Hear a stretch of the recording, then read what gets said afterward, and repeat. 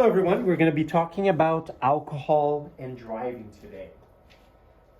There are a lot of questions when we talk about driving under the influence of alcohol, right? One of the main questions is, what is alcohol? What does it do to your system? How does it change your reaction? We'll talk about the effects of alcohol to your brain, as well as BAC, and we'll see what BAC stands for, and how that plays a role when we are on the road. Okay, then we'll talk about penalties if you do get caught driving under the influence. So let's start with our first question. What is alcohol? What type of substance is it? What does it do to you? How does it affect your brain, your ability to walk, your coordination? We know that the main ingredient on alcoholic beverages is ethanol. Ethanol is clean, ethanol is odorless, and it gets absorbed into your system really quickly. When somebody drinks a sip of alcohol, it doesn't take long for alcohol to start affecting your system. It affects your central nervous system, your brain, and it slows your body down. When you open a bottle of tequila or whiskey, you do have an odor that comes up, right? You do have some sort of coloration to most drinks, but that's not 100% pure alcohol. That's the mixture that has been added to the alcohol that you can sniff there. So, like I said, alcohol doesn't need to be digested. It's absorbed, and it's absorbed rather quickly into your bloodstream. Once alcohol is absorbed, it takes about 90 seconds to get to your brain. That's when things get complicated if you're behind the wheel.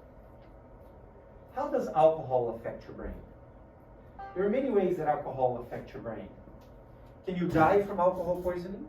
Is it possible to die from drinking too much alcohol? Absolutely. Absolutely. You can die from drinking too much alcohol. You can have an overdose depending on the amount of alcohol you've had. Alcohol intoxication, unfortunately, is pretty common, especially among young people, college towns, high school parties, and it is to be avoided at all costs. So when we look at our brain and the way that alcohol affects it, we know that different areas of our brain is responsible for different things. Coordination, for example, memory, the reward system, vision, sensations, movement, and judgment. Everything is affected as people drink more and more. And each area brings its own problems for your ability to drive. When your judgment is impaired, you make decisions that you regret later, especially decisions such as driving under the influence. Maybe someone who's sober would never decide to drive drunk, but once they're no longer sober, once they've had 1, 2, 3 drinks, they now say, you know what, it's okay. It was just a drink. It was just 2 drinks. It's not a big deal. Memory. People who drink too much alcohol sometimes say they can't recall what happened the day before. They black out. They don't remember.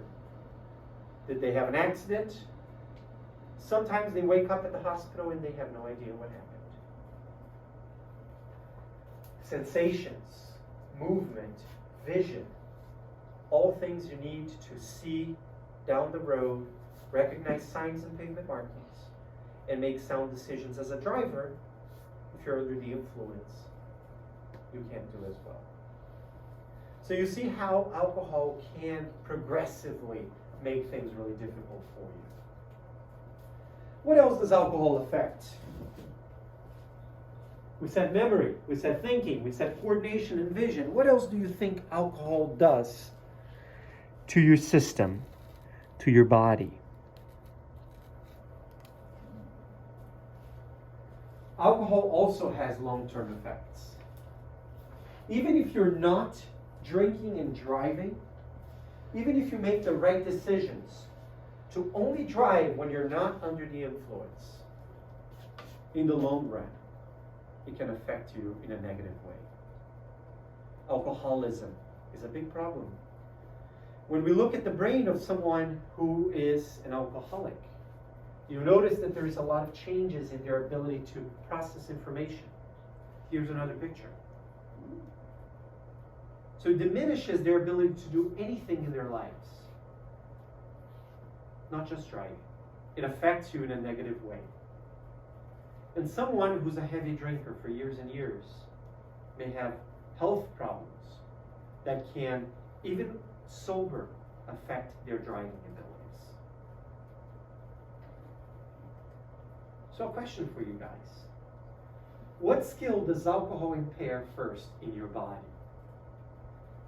Out of everything we talked about, does alcohol affect memory, vision, coordination, or judgment first? What is the first thing that goes out the window? Vision? It is true, when you're under the influence, it is difficult to see, recognize signs, avoid accidents. But even before it affects your vision, it affects something else. Judgment. Very good. Judgment is the first thing that goes out the door. When someone is under the influence, they make stupid decisions. And that's what we're so afraid of. We don't want someone on the road with a vehicle, which is a weapon, making such type of decisions. How many drinks in the body does it take to affect driving? Actually, just one will do it.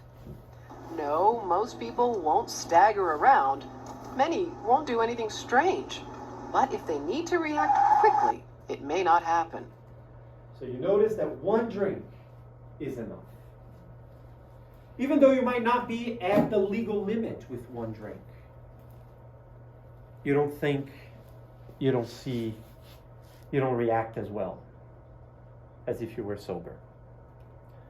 So judgment is affected from drink number one. Another skill affected that's quite important, your vision, right? Your ability to see. As you go from one drink to 3 drinks to 15 drinks, it gets worse and worse and worse. And the problem is even worse than we think, because the driver sees worse every time they drink another shot, another drink of whatever type of alcoholic beverages, but they think they're fine. They think they still see just as well, because it's a progressive change.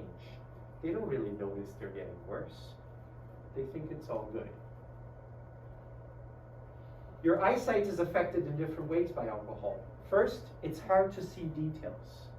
It's hard to recognize dangerous things down the road. Sometimes people experience double vision. In a double vision situation, your space management is compromised, more likely to be involved in an accident. Drivers can't slow down in time. They don't judge distance as well. And their field of view is diminished. They see less and less and less. It's like they're only focusing on things ahead of them, and they lose control of their reflexes on the side. So we see that alcohol affects your judgment, vision. What else does alcohol affect? Another big one, very good, coordination. The ability to keep the car driving in a straight line. As someone goes from one drink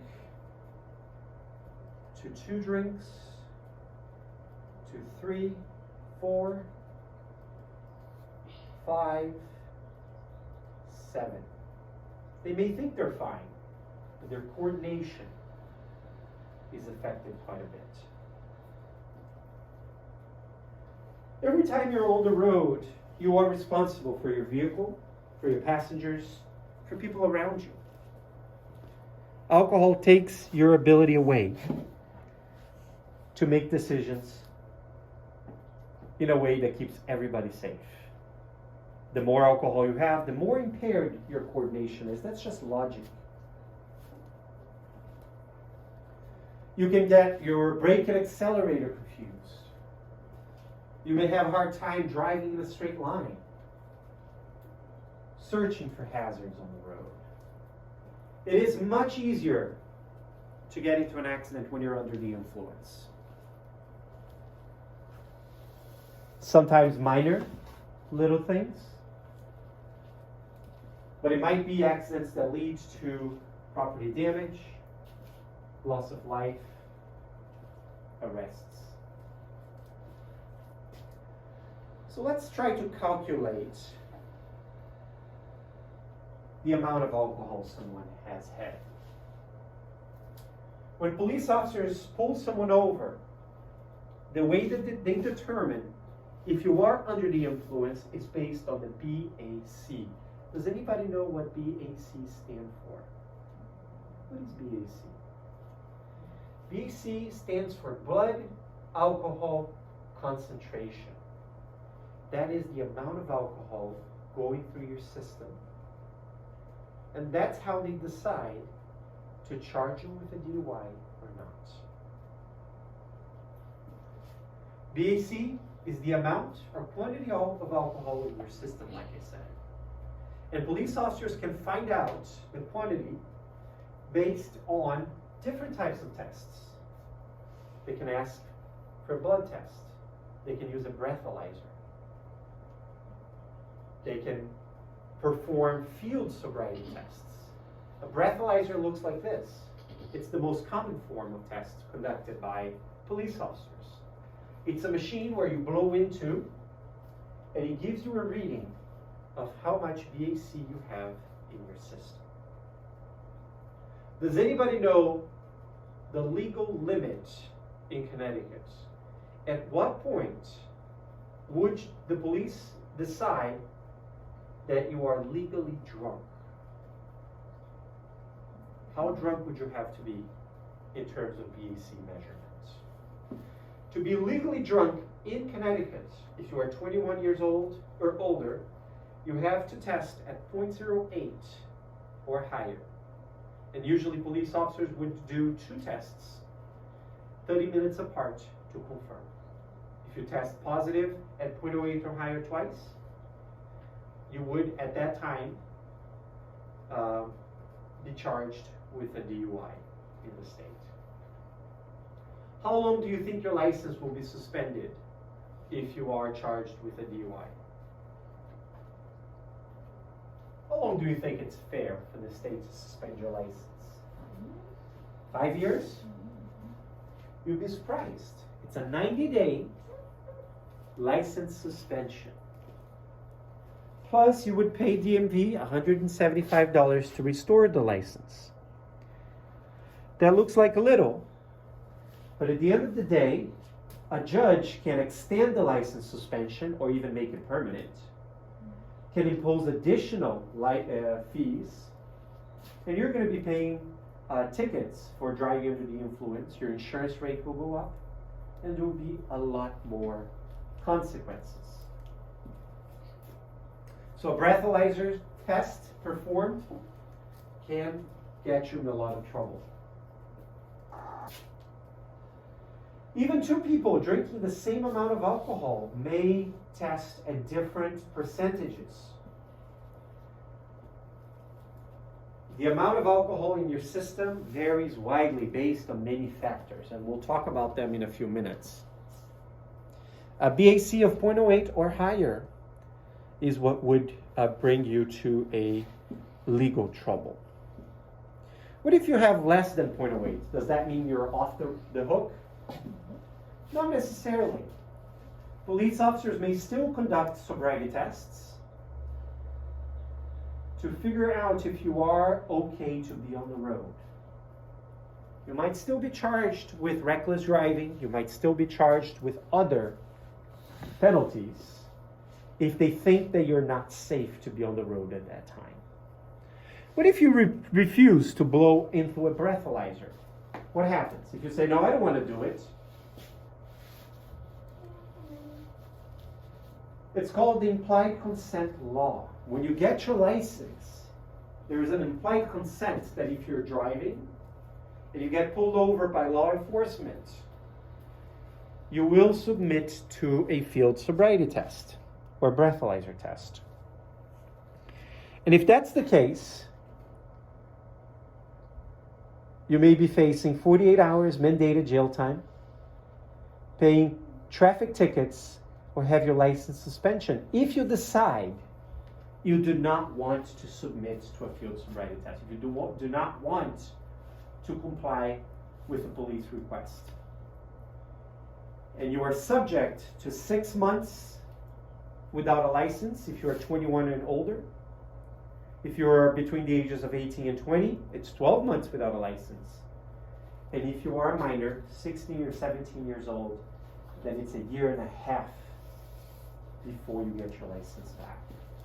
It is quite a long time.